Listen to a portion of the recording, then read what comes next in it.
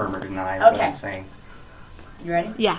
Hey, it's Mara Davis, and this is Matthew Sweet. Hi.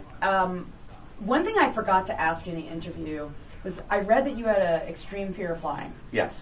And your manager, Russell Carter, Yes, standing off over camera. there, said, will you get on a flight if you sit in first class next to Brian Wilson from the Beach Boys?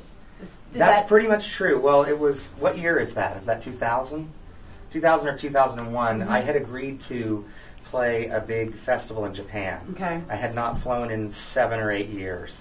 I quit flying after Altered Beast, and it was actually great, for a while, because we just toured here, and I was so much happier not having to sort of deal Right. with the flying, and we did 100% fun, and it was really successful and everything. But over time, people asked more and more for me to go places, and so that pressure was kind of there just for inside me to want to try to do it.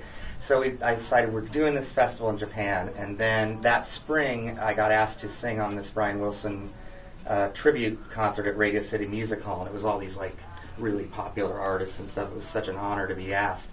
And I think we were touring at the time, and I was either going to have to do some crazy drive to get there or something, and so they said, okay, we'll put you with Brian in first class. Will you get on the plane? And you have to understand, it wasn't Brian and I sitting next to each other. Okay. He also becomes catatonic on a plane, like I do. Just can't concentrate, so can't speak.